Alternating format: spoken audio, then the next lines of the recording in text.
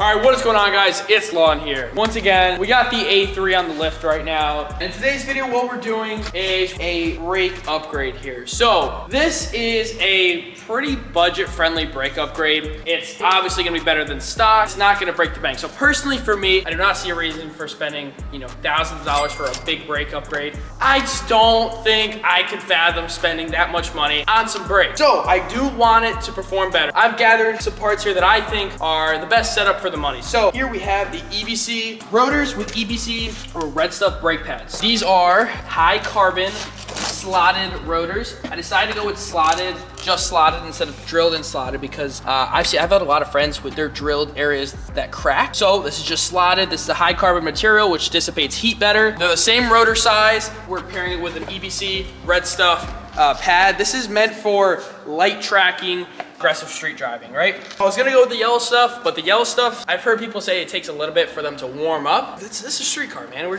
not doing crazy stuff here. So this is definitely gonna be a significant difference. The pads can hold up to a higher temperature. There's definitely a lot more cooling going on with these rotors. For all you guys out there that are in the same boat as me, just don't find spending thousands of dollars on some brakes, especially when we're talking about a $25,000 car here. It just doesn't make sense to do that. So those are the rear rotors.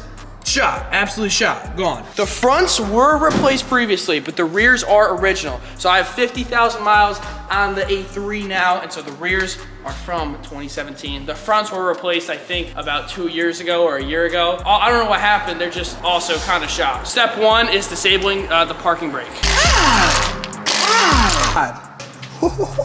Dude, the grooving is insane. So before you do anything, right, when you take apart brakes, you gotta disable the electronic parking brake, correct? We have already done that. There's a couple ways you can do that. One of the ways is you can go onto your OBD11 scanner. I've made a video on that previously, and you can actually go and disable it through the app, or you can do what we did, which we just used Matt's Snap-on computer thing to basically disable the parking brake that way. But I would definitely recommend OBD11 for the average person because I know not everyone's gonna have a few $1,000 Snap-on iPad. Definitely got to disable that or else you will fry the pistons. Disable your parking brake, that's number one. We already did that, we're ready to go. We're ready to start taking off these absolutely awful looking rotors. Actually, some of the A3s have different brake rotor sizes. Mine are, I looked up the VIN, I actually called Audi to double check. This is a 312 millimeter in the front and a 288 in the rear. Some of them have bigger, some of them have smaller, but this is my size, so I'd highly recommend you check what size you have before you spend the money on brakes. How are those pads looking? You actually have a lot of life. That's probably like half life, I'd say. Really? Probably like 5 millimeters. Yeah, your rotors are shot.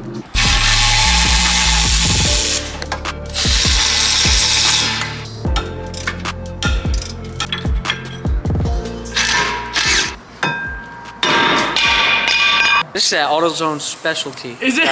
Gotta make sure you grease everything. You don't grease it, you're not doing it right.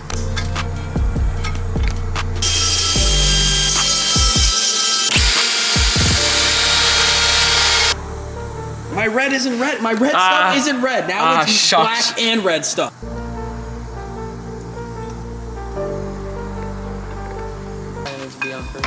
There you go. Oh boy. A big difference, dude. Look at this and then this. That looks so much better.